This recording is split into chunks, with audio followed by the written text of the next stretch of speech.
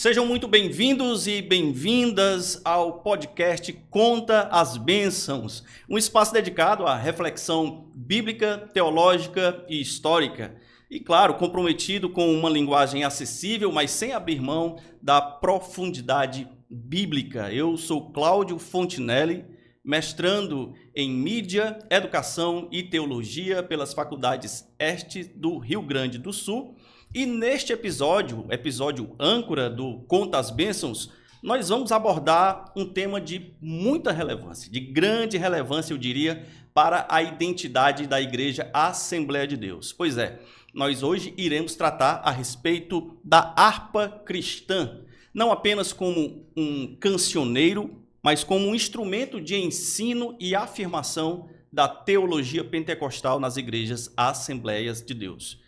E bem mais do que um inário, nós podemos dizer assim, a harpa cristã ela pode ser compreendida, inclusive, como um verdadeiro compêndio teológico em forma poética e musical. E, portanto, nesse sentido, nós vamos levantar algumas questões norteadoras neste programa para, de maneira mais didática, tentarmos conseguir chegar em algumas respostas para as perguntas que esta pesquisa está se propondo a responder. Entre elas, em que medida os hinos da harpa cristã veiculam conteúdos doutrinários? Como esses conteúdos contribuem para a formação da identidade pentecostal? E qual é o lugar da harpa cristã hoje, diante de uma cultura musical gospel cada vez mais modernizada? Pois é, nós iremos buscar estas respostas hoje numa entrevista muito especial, num programa muito especial do Conta as Bênçãos. E para nos auxiliar nessa reflexão, nessa caminhada, nós temos a honra de receber o pastor Eduardo Leandro Alves, ele que é doutor e mestre em teologia, também pelas faculdades Este, graduado em teologia pela FTSA, pós-graduando em coordenação pedagógica e licenciado em sociologia. Atualmente ele está pastoreando a Igreja Assembleia de Deus na cidade de Rio Tinto, na Paraíba, e ele é autor desta obra que eu tenho aqui em mãos, que trata sobre uma introdução à teologia pentecostal publicada pela Casa Publicadora das Assembleias de Deus, CPAD. Pastor Eduardo, é um prazer, seja muito bem-vindo, é uma alegria muito grande receber o senhor aqui na nossa mesa. Querido irmão Cláudio Fontinelli e demais que nos assistem e nos ouvem no Conta as Bênçãos, sou grato a Deus por estar aqui e por poder compartilhar nesse bate-papo sobre a harpa cristã que tem abençoado milhares de vidas no Brasil e em outros lugares do mundo. O prazer é nosso. E para a gente começar, pessoal, essa conversa, esse bate-papo, assim, de maneira bem didática, nós vamos estruturar esse momento em pelo menos 3 blocos principais, para que a temática ela possa ser bem distribuída, bem dividida, e assim, para aqueles e aquelas que não conseguem ter uma afinidade com o inário em tela, possam compreender as respostas e as abordagens que nós iremos tratar neste programa. O primeiro bloco é um bloco que vai cuidar sobre a história, vai fazer, de certa maneira, um levantamento histórico do inário. Claro que nós não pretendemos aqui fazer um levantamento aprofundado a respeito do inário, até porque isso já foi feito em certa medida na própria dissertação escrita. Mas o primeiro bloco deste episódio vai tratar de maneira histórica sobre a harpa cristã. E aí nós vamos caminhar para o segundo bloco, que vai falar sobre o aspecto teológico, uma abordagem mais teológica, envolvendo os hinos da harpa cristã. E por último, para nós concluirmos este podcast, nós iremos fazer uma aplicação, buscar um momento em que a harpa cristã ela possa ser de maneira mais prática, aplicada no dia a dia do assembleiano e das assembleianas. Bom, pastor Eduardo, eu gostaria de conversar aqui com o senhor para nós iniciarmos esse nosso bate-papo de hoje, eu gostaria de citar aqui um trecho da minha pesquisa que trata sobre a harpa cristã, onde eu digo o seguinte: os pentecostais são reconhecidos não apenas pelo livro da capa escura, porque houve um tempo em que nós éramos conhecidos por essa expressão, né? Olha, lá vai um crente, vai com um livro da capa preta debaixo do braço. Houve um tempo em que nós éramos reconhecidos como o povo do livro da capa preta, da capa escura, ou seja, a Bíblia.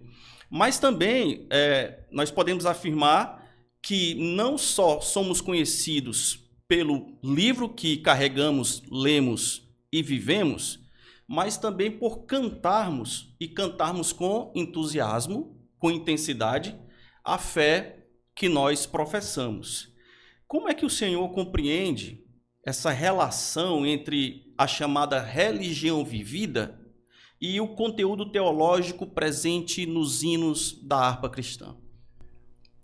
Bem, essa pergunta é muito interessante. Existem muitas pesquisas já feitas hoje sobre a harpa cristã, existem livros que vão falar sobre essa teologia contida na harpa cristã e a relação entre a religião vivida e o conteúdo teológico da harpa cristã, ela é profundamente orgânica.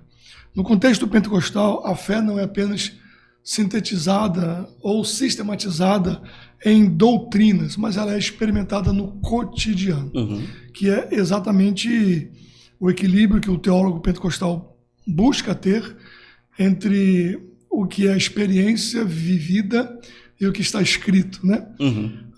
Os hinos funcionam como uma espécie de teologia cantada. Sim. E se a gente vier lembrar de um período de 100 anos atrás, um pouco mais de 100 anos atrás, quando a harpa cristã é oficializada, se não me engano, em 1922, sim. Você tinha uma grande massa dos membros da igreja analfabetos. Então, eles eram instruídos teologicamente pela harpa cristã.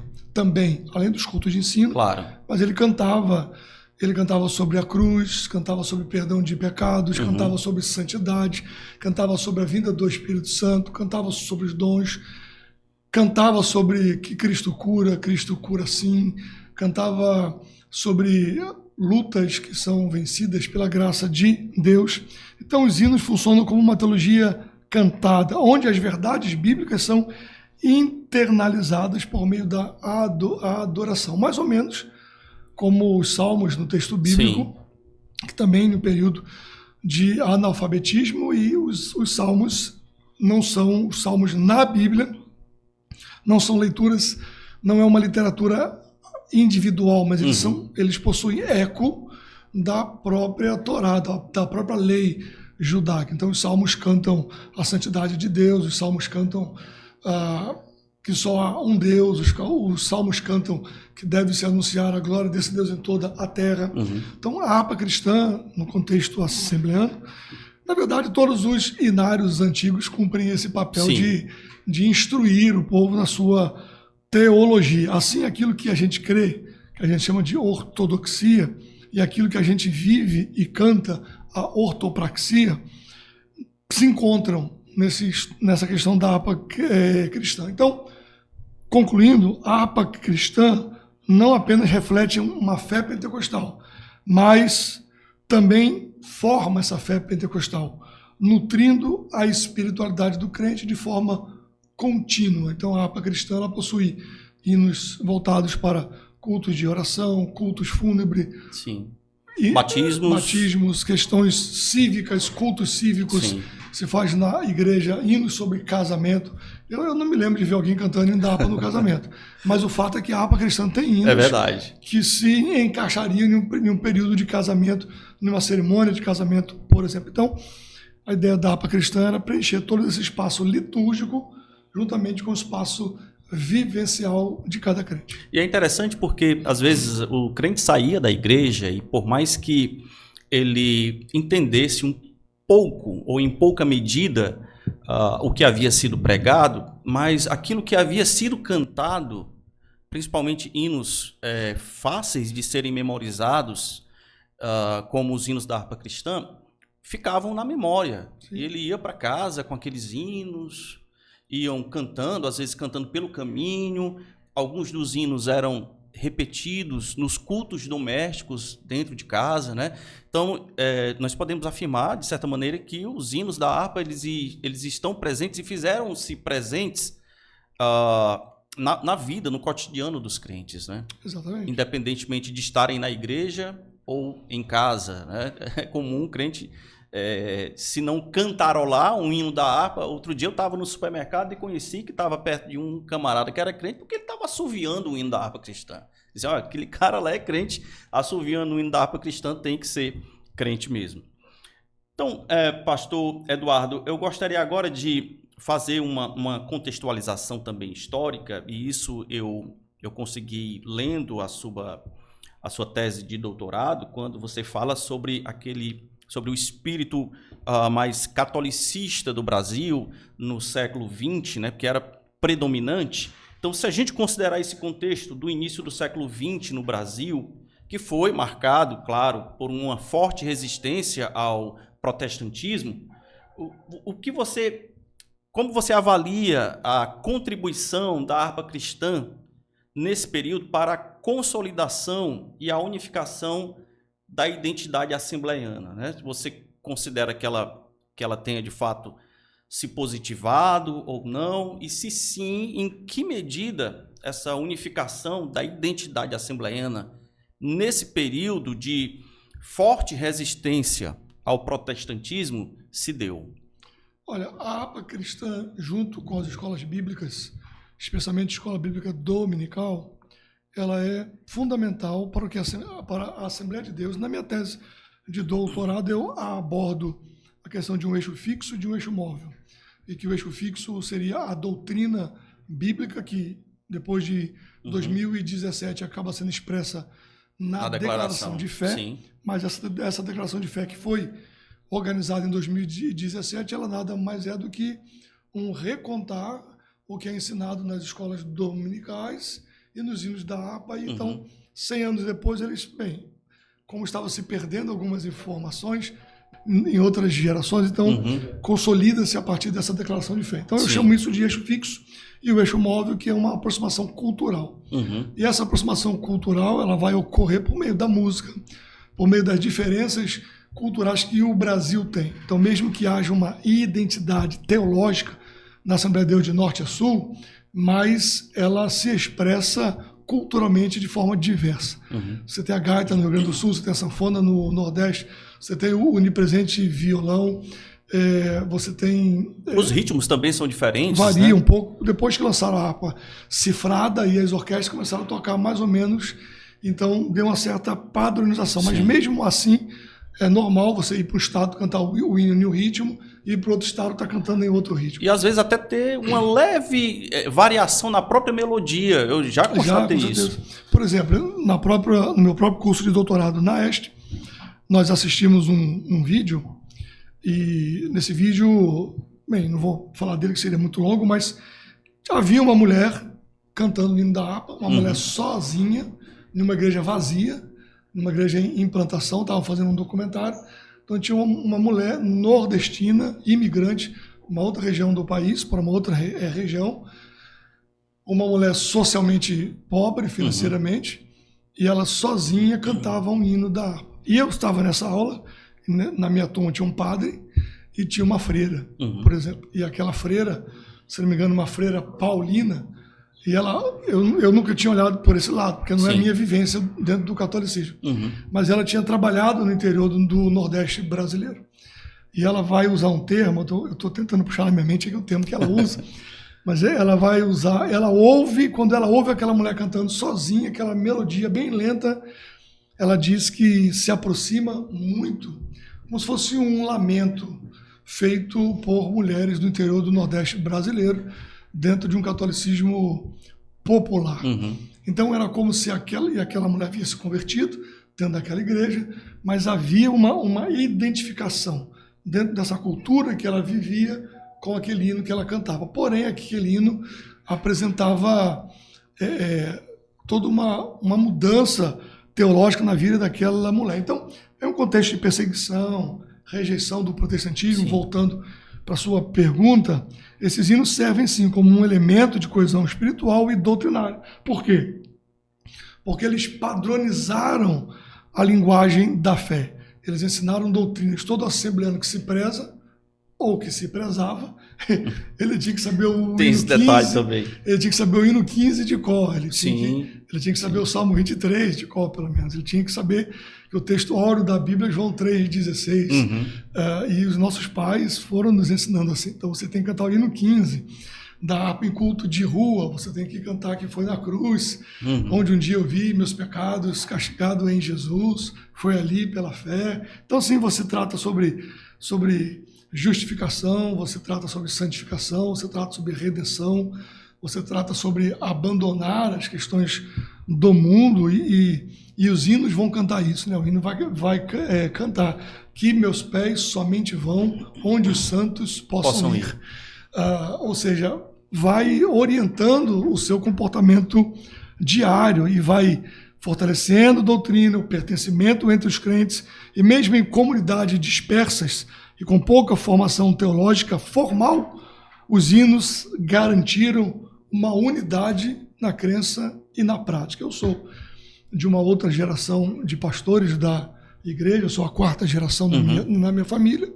Na verdade, sou a terceira. Meu avô se batizou em Belém do Pará em 1920, depois vem a minha mãe, e aí vem eu e o meu filho, que é a quarta geração. Então, eu sou basicamente a terceira geração de crentes dentro da Assembleia de Deus, o nosso histórico familiar, e a gente pode perceber claramente que esses hinos, eu hoje, pastoreando a igreja, não abro mão que se cante os hinos da harpa. E é até muito interessante com essa questão de inteligência artificial, que é uma discussão, uma briga hoje, se pode, se não pode, se usa, se não usa, até que ponto ela é saudável, até que ponto não há. Eu não vou entrar nessa questão, nesse podcast, mas você já abre o YouTube, por exemplo, e você tem os hinos da harpa feitos por inteligência artificial em qualquer ritmo que você quiser. Eu mesmo acordo de manhã, eu boto harpa cristã em blues, que eu gosto de ouvir um blues, e o cara faz aquela guitarra chorada e tocando, e é uma coisa maravilhosa. Você pode escolher ela em jazz, você pode escolher ela em ritmos contemporâneos brasileiros, você pode o que for.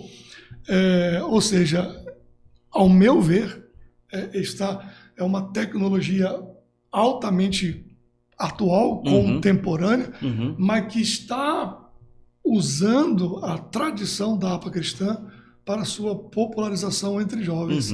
E eu gosto muito, por quê? Porque eu sou um pastor, que eu quero que as pessoas cantem, que eu quero que os jovens da minha igreja cantem. Então, às vezes, eu mando para o grupo dos jovens da igreja, olha como é que é bonito o hino da harpa. Melhor do que o hino que vocês cantaram ontem. E em uma roupagem muito legal, muito atual, muito contemporânea, apresentando a mesma doutrina. Sim, sem mudar, né? A letra, é o mesmo. A beleza poética. Mas que vai estar dentro da perspectiva dessa geração, né? Então, muito legal. Então, os hinos, sim, garantiram unidade, crença na prática e consolo no meio da perseguição. Perfeitamente. Queridos e queridas, vocês estão acompanhando o podcast Conta as Bênçãos, um espaço dedicado à reflexão bíblica, teológica e histórica através dos hinos da harpa. Nós estamos analisando a harpa cristã enquanto um instrumento de ensino e afirmação da teologia pentecostal na Igreja Assembleia de Deus. Pastor Eduardo, agora indo para o segundo bloco de perguntas, né, um bloco mais teológico, de fundamentação mais teológica, nós iremos procurar nas páginas da harpa cristã o que de teologia assembleiana ela contém. Como é que nós podemos definir de forma sintética, de forma mais resumida, a teologia pentecostal assembleiana? E depois de conseguirmos fazer essa definição, em quais aspectos essa teologia pentecostal que é assembleiana, que tem a identidade assembleiana, ela se aproxima ou ela vai se distanciar da teologia protestante clássica reformada? Você escreveu recentemente um livro que trata sobre a teologia pentecostal. O que seria uma teologia pentecostal assembleiana? Olha, começando por partes, né? A harpa cristã, ela tem esse nome posteriormente, mas ela surge, os primeiros pentecostais, eles utilizavam os hinários das igrejas protestantes históricas, especialmente Salmos salmos e e hinos hinos, e o cantor cristão. Com o desenvolvimento da teologia pentecostal, que vai abordar a contemporaneidade dos dons espirituais, que vai abordar a experiência cotidiana com o Espírito Santo, que vai abordar línguas estranhas, etc, etc. E uma ideia de um avivamento. Então, esses salmos e hinos começam a não responder, ou o cantor cristão, não responder essa ênfase no Espírito Santo. Então, começam a se traduzir hinos da hinologia escandinava, americana. Sim. Samuel Nilsson faz muito isso. Muitos dos hinos da harpa cristã que tem PLM, de Paulo Leves Macalão, na verdade é uma adaptação que ele faz. Sim. Eu me lembro quando eu era mais jovenzinho, criança, não entendia muito isso. E período de Copa do Mundo, ou Olimpíadas, aí a Inglaterra ia jogar, ou algum campeão das Olimpíadas lá da Europa ia cantar e subia a bandeira e cantava o hino em inglês, que na verdade é um hino de celebração da rainha, Save the Queen. E é o hino 186 da harpa cristã, a melodia. E eu dizia, olha, eles estão cantando o hino da harpa. Mas não era o hino da harpa que eles estavam cantando o Save the Queen, que é o hino nacional deles. Mas eles pegam essa melodia extremamente conhecida e botam uma letra que é o hino Vem Tu, ó Rei do Rei. Sim. Então, a teologia pentecostal ela pode ser definida como uma continuidade da tradução protestante, sim, porém com uma ênfase distintiva na atuação do Espírito Santo. Porque eles tiveram que botar hinos que vai falar, por exemplo, no Pentecostes sucedeu o que Jesus falou. E outras línguas, eu não vou cantar porque eu vou estragar o seu podcast. Eu não sou cantor. Quem sabe no final aí o pastor deu uma palhinha aí pra gente. Não sou cantor. Então eu estou só citando a letra do hino, mas quem conhece sabe do que eu estou dizendo. Então, esse nosso hinário, a harpa cristã, ela tem sim uma fundamentação protestante, porque ela mantém pilares da reforma protestante, como a salvação pela graça, mediante a fé em Cristo Jesus, mantém todos os solas preservados. Estão todos eles preservados na harpa cristã. A harpa cristã apresenta uma centralidade das Escrituras, porque a Bíblia é uma autoridade final em matéria de fé e prática. É claro que alguns assembleanos mais puristas e fazem isso de toda boa fé. Não estou falando mal dos irmãos, mas ele diz, inclusive, irmãos, temos que cantar a harpa cristã, porque são hinos inspirados, e às vezes coloca a harpa no mesmo patamar da Bíblia, de inspiração, não é? É uma diferença de iluminação, de inspiração, né? Então, mas às vezes eu entendo na simplicidade do irmão e que canta teologia e tal, a harpa canta essa teologia, e de querer manter, de usar esses termos. Mas, embora a harpa exista teologia na harpa cristã, mas para nós, assembleanos, a Bíblia, como palavra de Deus, ela está em um patamar muito distinto da harpa cristã. Porque a harpa cristã, embora tenha suas letras iluminadas na mente do autor, seja para um hino completo ou para a tradução de algum hino de outra região do mundo, seja da Escandinávia, dos Estados Unidos, seja de outros países europeus, mas não está no mesmo nível de inspiração verbal e plenária que se encontra as Escrituras. Ou seja, nós podemos dizer que a harpa cristã não é inerrante, de forma nenhuma, ela é como a palavra é. Isso. Para nós, a gente, digamos assim, não vai, a gente faz uma análise teológica na harpa e não vai ficar apresentando erros teológicos nela, porque ela segue dentro da teologia que nós queremos, ela foi produzida nisso. Mas não é inspirada no sentido autoritativo, né? Como é a palavra de Deus para nós, assembleanos. Mas a harpa tem a sua centralidade nas Escrituras, ela tem uma pneumatologia como um eixo distintivo, destaca essa atualidade dos dons espirituais e o batismo no Espírito Santo, e a harpa faz uma integração entre a experiência e a revelação bíblica, que é algo que vai distinguir igrejas reformadas mais de igrejas pentecostais. Às vezes o pentecostal é acusado erroneamente, de não ser cristocêntrico, de ter a sua fé mais atrelada ao espírito, ao pneuma, ao misticismo. à pneumologia, e alguns de má fé mesmo nos apresentam como misticismo. Mas isso é uma caricatura, não é verdade. Se fizer uma análise séria de uma igreja pentecostal clássica séria, vai ver que isso é uma caricatura, é um espantalho. Porém, há sim uma distinção, porque você tem no pentecostalismo uma ênfase na experiência, e numa experiência vivida, que a fé, como escreveu Robert Menzies, um livro que a CPD traduziu, Pentecostes, Pentecoste, essa é a nossa história. Então, acho que até o Clayton Pomerene, ele escreveu um livro recentemente falando sobre essa teologia da experiência. Inclusive, que inclusive ganhou um prêmio de livro do ano da Associação de Editores Cristãos. Então, a nossa luta sempre é equilibrar a autoridade da palavra e a nossa experiência vivida, sem colocar a nossa experiência vivida, que pode variar de pessoas para pessoas, além da palavra de Deus. Mas o fato é que a APA propõe uma integração entre a experiência e a revelação bíblica. A experiência espiritual é validada e regulada pela Escritura e não independente dela. Dessa forma, fechando essa participação nessa pergunta, ela se aproxima da teologia da Reforma na base bíblica e soteriológica, mas se distancia ao enfatizar a contemporaneidade dos dons e a experiência carismática como elementos normativos para a vida cristã. Para nós, Atos dos Apóstolos é normativo. Sim, não é só histórico. Lucas está intencionalmente produzindo uma teologia histórica e que se torna normativo também para nós.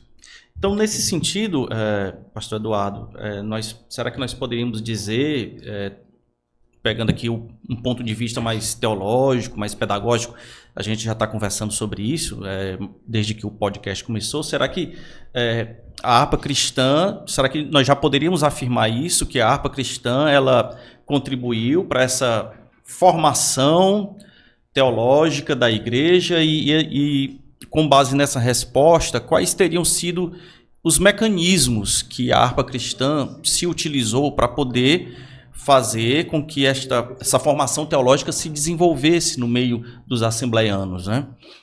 A harpa cristã, ela possui sim uma função formativa na igreja, daí os questionamentos de muitos pastores, especialmente pastores mais antigos, quando se vê uma igreja abandonar a utilização da harpa cristã. É como se você estivesse abrindo mão de algo muito basilar da formação da sua identidade. Sim. Então, uma das coisas que está atrelada a essa formação dessa identidade assembleana é sim a harpa cristã. E quais mecanismos que poderiam explicar isso? Eu faço algumas anotações aqui. Por exemplo, linguagem poética e acessível. Via de regra, um crente que lê a Bíblia e que canta os hinos da harpa cristã, ele tem uma linguagem um pouco mais, digamos assim, erudita. Porque a própria linguagem da harpa é poética, sim, mas é acessível. Né? O hino 46, um pendão real vos entregou o rei.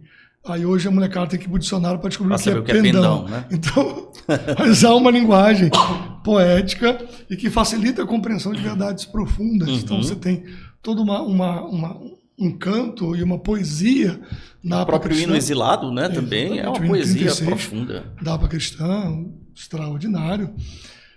Enfim, então você tem uma linguagem poética e acessível da harpa, você tem uma repetição, porque ela reforça conceitos doutrinários ao longo do tempo. Então você canta ela, se você tem 3 cultos durante a semana, você canta ela em todos os 3 cultos. Sim. No culto de oração, você canta hinos de oração. Nos cultos de evangelização, você canta hinos para o Salvador de evangelização. Em cultos públicos de adoração, canta hinos de adoração. O hino 42 da harpa cristã. Eu conheço um pastor, por exemplo, que o hino 42 fala: saudai o nome de Jesus.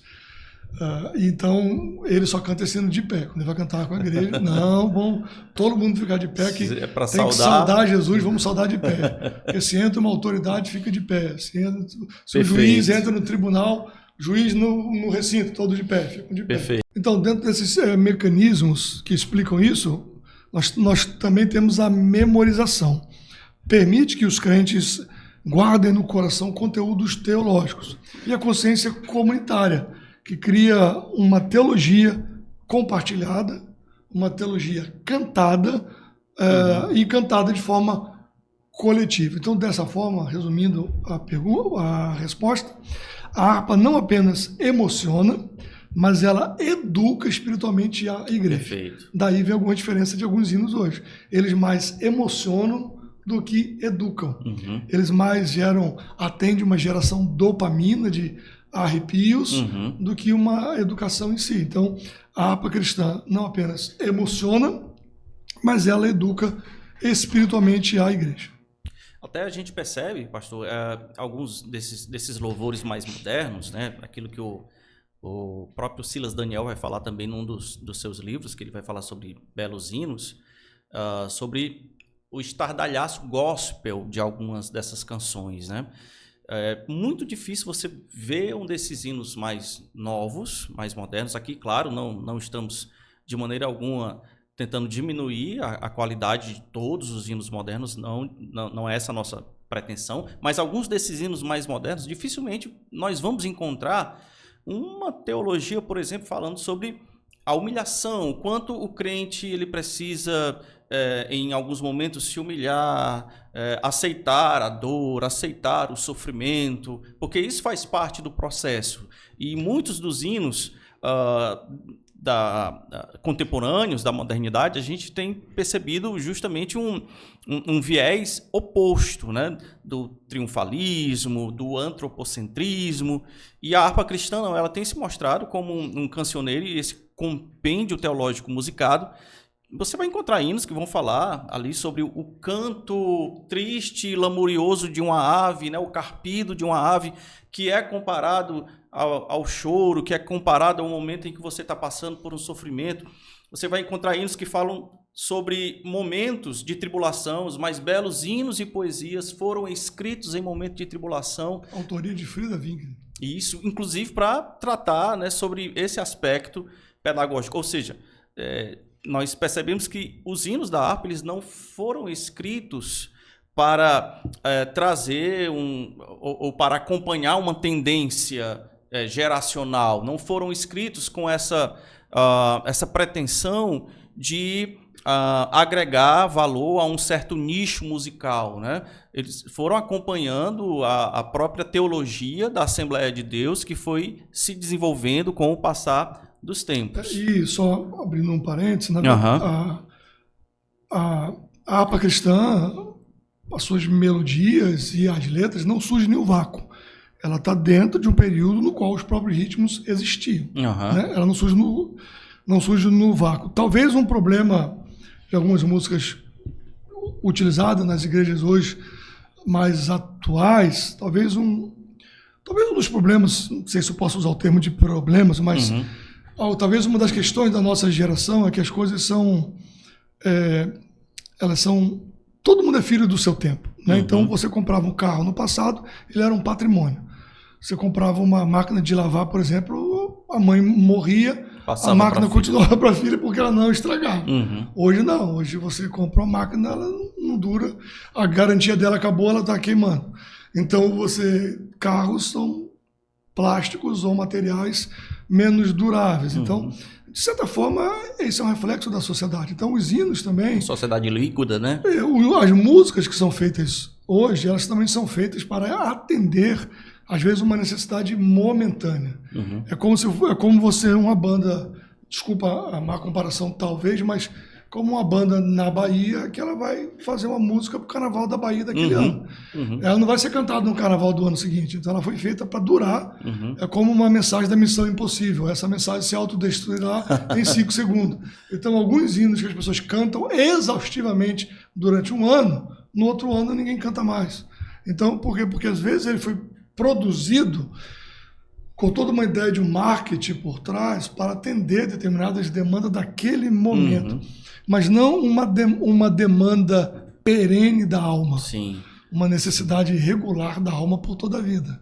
Ou seja, os hinos da harpa não são hits do momento, né? Eles não estão datados. Uhum. Perfeito. Nós iremos agora falar, queridos e queridas, a respeito da segunda parte desse bloco que trata sobre a teologia por trás dos hinos da harpa. Todo pentecostal, todo assembleiano conhece de perto as afirmações da teologia pentecostal, o tão conhecido quadrilátero pentecostal, que afirma que Jesus cura, Jesus salva, Jesus batiza com o Espírito Santo e em breve ele voltará. E nós sabemos que essas 4 afirmações, elas baseiam a nossa teologia e estão centralizando Jesus como o autor destas operações, né? A cura, a salvação, o próprio batismo com o Espírito Santo e o fato de que ele também irá voltar. Então, no que se refere, pastor, a esse conteúdo doutrinário, nós sabemos que a teologia pentecostal clássica ela é sintetizada nessas 4 afirmações, né? De que forma essas ênfases teológicas elas estão expressas nos hinos da harpa cristã? Assim, nós não temos como citar todos os hinos aqui da harpa cristã, isso a gente tenta abordar de maneira mais expressiva na dissertação, mas eu queria que você, dentro do possível, dentro do que a gente tá propondo aqui nesse trabalho, a gente pudesse passear por alguns hinos da harpa e identificar essas afirmações do quadrilátero pentecostal contidos nas suas letras da harpa cristã.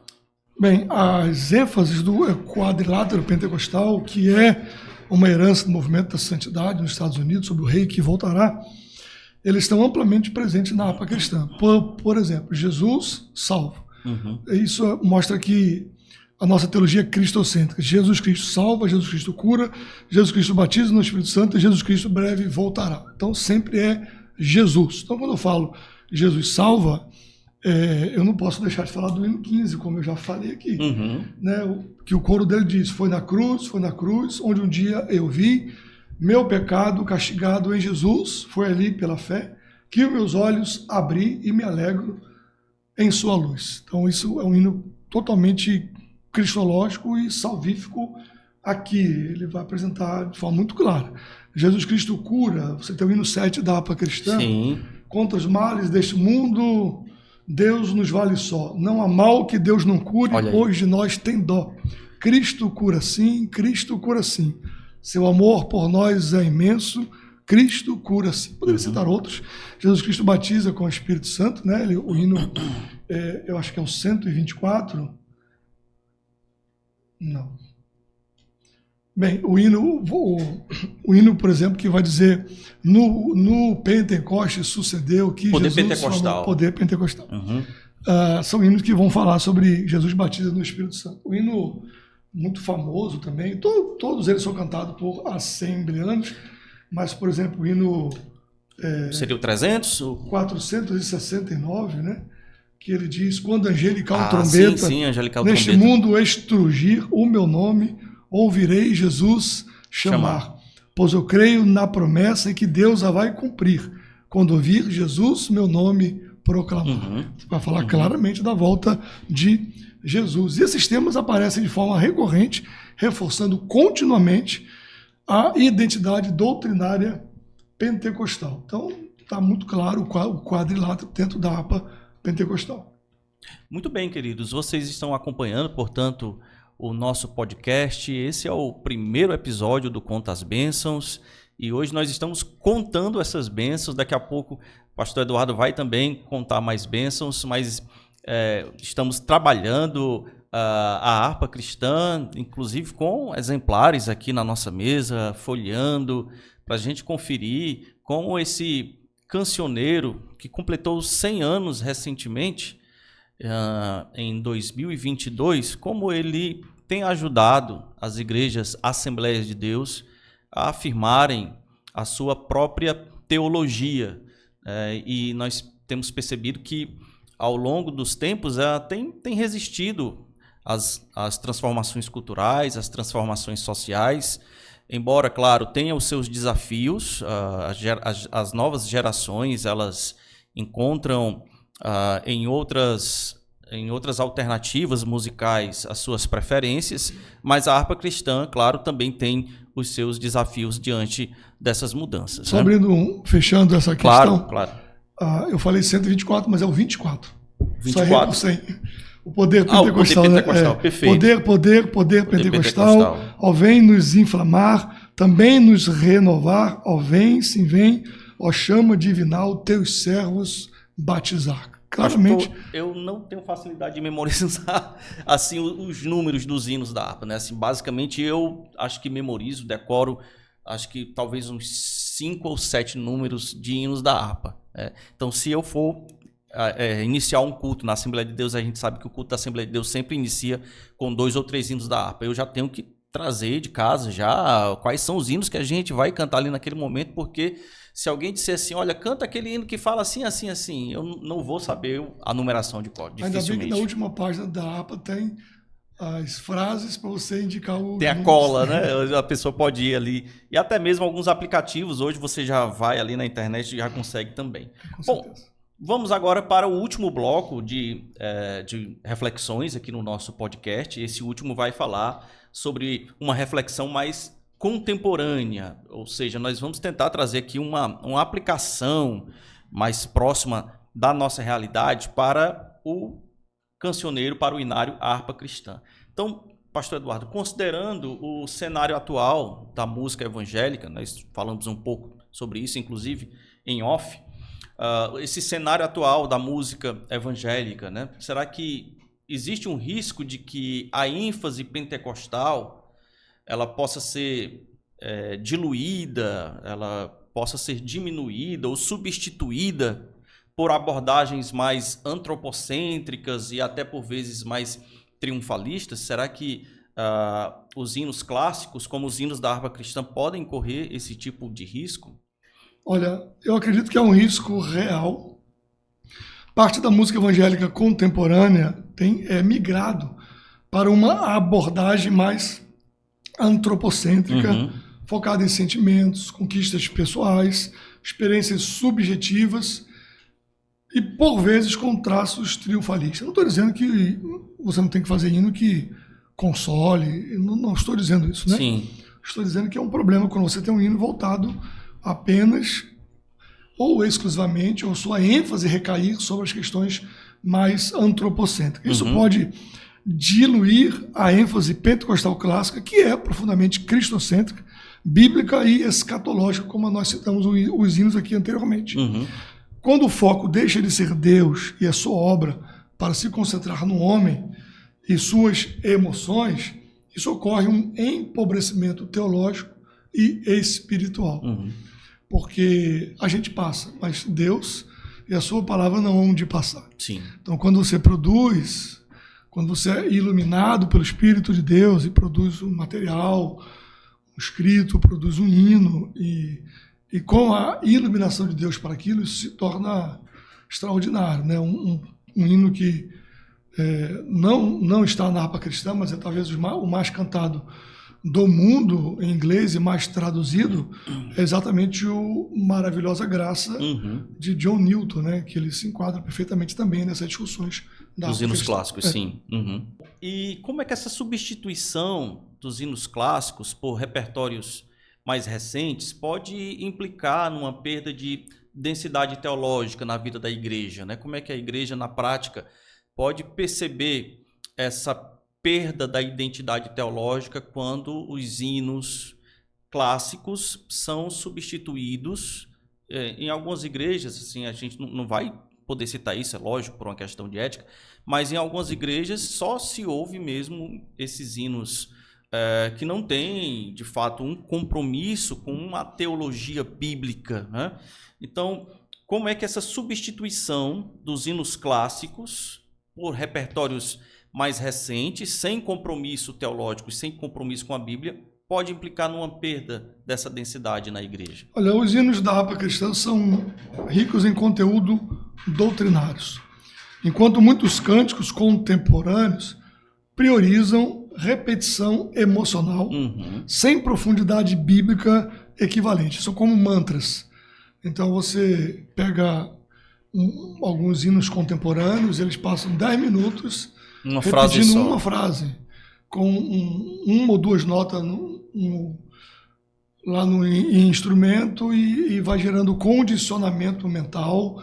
As luzes são preparadas para isso, a paleta de cores de quem toca, o ambiente é preparado para uma experiência sensorial, né? Isso vai empobrecendo, empobrece uma geração, né? Não só de hinos. Você pega a música, às vezes, de um modo geral, você pega algumas músicas contemporâneas hoje, fora do âmbito religioso, e pega uma... Não precisa nem ir muito longe de 100 anos atrás. Você pega nos anos 90, dos anos 80, você vê que isso era música de protestos, eram músicas de angústia, eram músicas de letra, sei lá, nem que seja de revolução, mas eles tentavam mostrar alguma coisa. E hoje é mais uma experiência sensorial. Então, trazendo para as questões evangélicas, isso resulta em quê? Um menor conhecimento doutrinário por parte da igreja. Você gera uma igreja com pouquíssimas bases doutrinárias, você gera pessoas que estão na igreja porque é um ambiente agradável e não necessariamente porque foram transformadas pela palavra de Jesus. Isso automaticamente uma superficialidade na fé, uma redução da consciência escatológica, uma redução da consciência que essa vida passa, que tudo é passageiro, e como disse o apóstolo Paulo, se nós esperamos Cristo somente nesta vida, somos os mais miseráveis dos homens. Então, se os hinos que a gente canta na igreja é apenas para o meu bem-estar aqui e não me lembra da volta de Jesus e que eu estarei com ele eternamente, isso vai reduzir a consciência escatológica da igreja. E, por fim, fragilidade diante de erros teológicos, né? Então, se você tem hinos antropocêntricos, se você tem hinos que voltam para suas próprias necessidades, então uma hora você está no palco, outra está na plateia, e aí você está e você vai para as suas próprias necessidades, e erros teológicos vão sendo cantados e vão se tornando padrão o erro. A consciência de um Deus que tem uma vontade soberana acaba se perdendo, porque a pessoa vai, de certa maneira, tentar sempre satisfazer o seu ego, né, os seus desejos e caprichos pessoais. Né? Para equilibrar a minha fala, e quem estiver me assistindo não achar que está vendo um velho no corpo de alguém mais jovem, para contemporaneizar, o ideal não é rejeitar o novo. Não estou propondo rejeição do novo, mas preservar o equilíbrio, valorizar hinos clássicos como base formativa e avaliar criteriosamente os cânticos contemporâneos à luz das Escrituras. Pronto, perfeito. Ou seja, há um espaço para os hinos, uma inódia nova, nós temos um público para isso, nós temos um espaço para isso, mas claro que também há espaço para os hinos clássicos, e não apenas espaços separados. Eu acredito que as duas gerações de hinos, elas podem conviver, né, no mesmo tempo e no mesmo espaço. Porque a igreja é composta de recém-nascidos a anciãos. Tá? Então você tem espaço para tudo dentro da igreja. Ou precisa ter. Às vezes me sinto estranho quando vejo lá a mocidade, né? Eu pertenço à igreja, faço parte de uma igreja em que nós temos os conjuntos ainda. Conjunto de criança, conjunto de mocidade, conjunto de senhoras e tal. E aí vejo lá a mocidade cantando, e às vezes eu tenho assim uma certa dificuldade de tentar me familiarizar com o que estão cantando. Senhor, esse hino, ou eu estou ficando velho demais, ou então eu nunca ouvi esse hino. E aí, quando as senhoras vão e cantam, assim, esse hino é da minha época, esse hino eu conheço. Mas, como nós falamos, tá? Há um espaço, claro, para cada um desses hinos, desses louvores. Muito bem, a gente já vai, então, concluir, pastor, e para essa conclusão, eu queria fazer uma pergunta final, caminhando aqui para o nosso encerramento do nosso episódio do Conta as Bênçãos. Eu queria que você nos dissesse de maneira resumida. Vamos supor que algum dos nossos telespectadores chegou agora, caiu de paraquedas e está ouvindo ou participando do podcast agora. Então, eu queria que você resumisse por que a harpa cristã ela permanece relevante para a Assembleia de Deus ainda hoje. Então, tentando resumir um podcast abençoado como esse, por que eu deveria manter a APA Cristã e as igrejas hoje? Por tudo aquilo que nós falamos nesse podcast, a APA Cristã ela gera unidade doutrinária, ela educa, os hinos são espirituais, tem hinos para cada período da própria vida cotidiana da pessoa. Hoje estou com 49 anos, e há hinos da APA que me tocaram em momentos diferentes da minha vida, né? Sim. Quando eu era muito criança, eu sempre pedia para o meu pastor para cantar o hino 3 da APA Cristã. Por algum motivo, eu era encantado por esse hino. Plena paz. Eu tinha, 5 anos, e aí ele dizia, vamos cantar o hino 3, mas Eduardo tem que cantar junto. E nos cultos infantis da igreja que eu trabalho hoje, no departamento infantil, faço parte do departamento infantil, também ensinar as crianças a cantar o hino da APA. Então, no departamento infantil que eu trabalho, tem o culto das crianças, tem o ciclo de oração das crianças, então esses são ensinando elas a cantarem os hinos da APA. Em cada culto que elas participam, cantam 3 hinos, elas vão aprendendo a cantar, aí a criança tal vai dirigir os hinos da APA hoje, e aí ela vem para cantar. Então você vai formando uma geração. Então tem hinos da APA que vão nos acompanhando em determinados períodos da vida, né? Um deles é o hino que vai falar se pelos vales peregrino vou andar. E uma vez eu estava numa viagem missionária e eu estava no Rio Mamoré, fronteira da Rondônia com a Bolívia, e a gente estava, enfim, a viagem foi muito complexa, aconteceram muitas coisas naquela viagem, e entre elas que a gente ficou à noite no meio do rio, e estava chovendo, o rio com uma correnteza maior, o motor do barco quebrou, era uma lancha, e a gente não enxergava nada, porque o próprio farol do barco não enxergava nada na frente, a gente só via os olhinhos do jacaré brilhando. Meu Deus. Nas margens do rio, e a gente tinha que chegar para um outro lado da margem, e não tinha como chegar, e o que consolou a gente naquele momento, tinha várias pessoas lá, foi que nós começamos a cantar exatamente esse hino, né? Se Cristo comigo vai, eu irei, e não temerei. E a gente começou a remar com a mão para chegar do outro lado. É um milagre, porque a lógica era que a correnteza nos levaria, porque de uma margem para outra era muito, muito grande o espaço.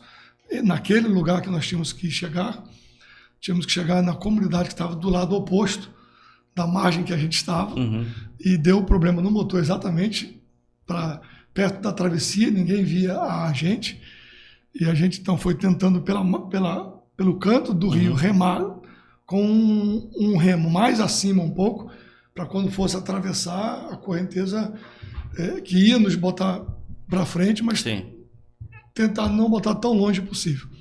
E a gente foi remando, atravessando, inclusive com a mão, um remo só, a lancha com o outro. Naquela escuridão? Naquela escuridão não via nada.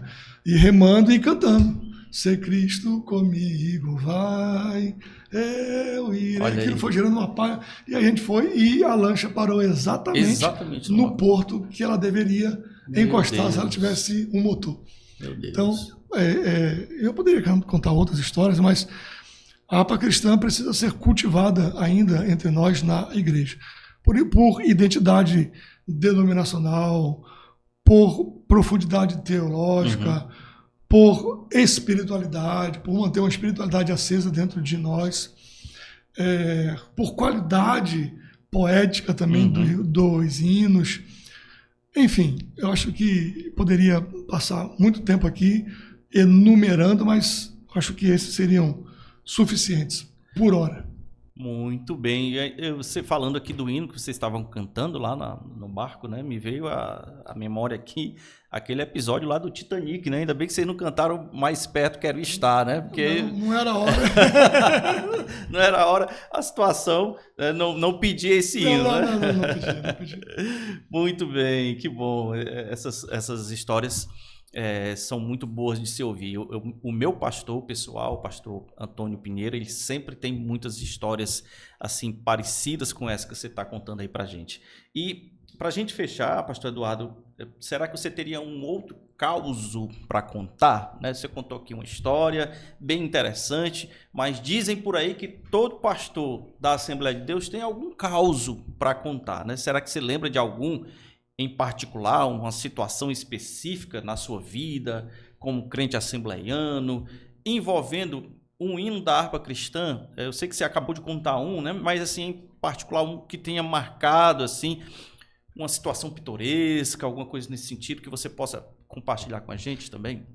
Existem várias possibilidades, vários momentos que os da harpa me acompanharam durante a vida, conforme eu disse aqui. Um foi esse, no campo missionário, fazendo uma visita àquele campo missionário, visitando aqueles missionários, e outros envolvem os próprios elementos de culto na igreja. Nós estávamos em um local e fomos orar por um enfermo, mas Deus tocou no meu coração que que nós pudéssemos orar cantando. E nós cantamos esse hino de número 7, hino que diz: Cristo cura sim. Seu amor por nós é imenso, Cristo cura sim. Contra os males deste mundo, Deus... E aquela pessoa estava em uma profunda... muito pesaroso, trancado no quarto, fechado. Nós começamos a cantar.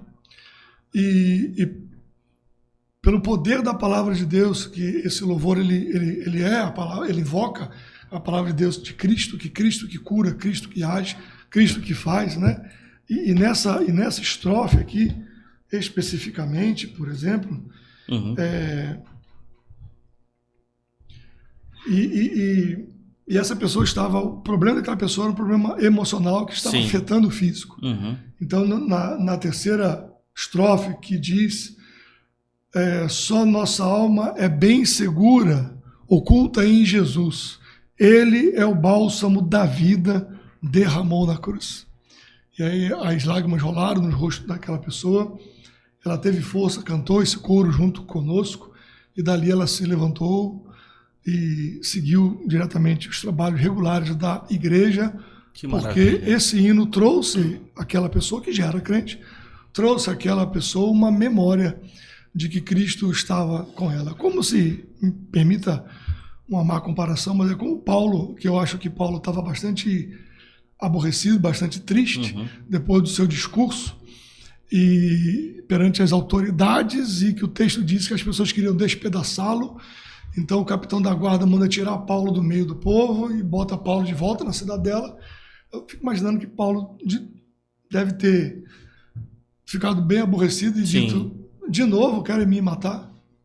De novo quiseram fazer comigo? E aí o texto bíblico diz que o anjo do Senhor se coloca ao lado dele e diz a ele: tenha ânimo, Paulo, tenha coragem. Né? Passe mais essa. Ou seja, ele estava desanimado. É um ser humano que ali estava. Às vezes a gente tem a mania de colocar esses heróis bíblicos como se não fosse humano. Mas Tiago fala sobre Elias, que era tão humano quanto nós. E aquela pessoa estava assim, desamparada, triste, e o cantar desse hino dentro daquele quarto, a presença de Deus invadiu aquele ambiente e trouxe profunda alegria para aquela vida, e ela pôde se levantar e prosseguir a sua jornada de fé. Que maravilha, que coisa muito boa de se ouvir.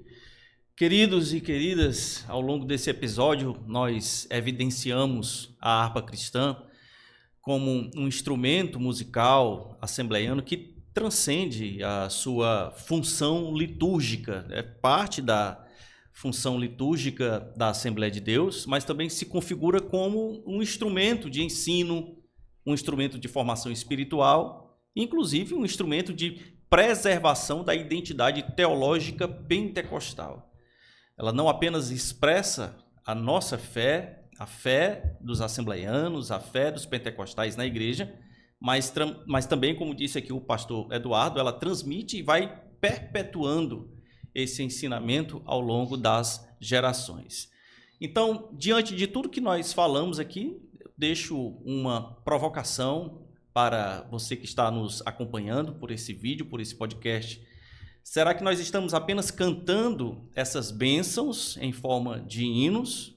Ou estamos de fato compreendendo aquilo que cantamos e por isso podemos contar as nossas bênçãos pessoais, testemunhar aquilo que Deus tem feito em nossas vidas?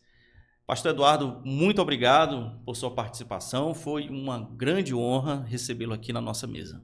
Quero agradecer por essa oportunidade. Falar das grandezas de Deus sempre alegra o nosso coração e faço votos que o podcast se desenvolva cada vez mais e que o mestrado venha doutorado. Olha aí. E que a vida Amém. siga para a glória de Deus. Muito obrigado a todos, um abraço. E a você que nos acompanhou até aqui, nossa gratidão, o nosso abraço. Fiquem todos na paz do Senhor e até um próximo episódio do Conta as Bênçãos.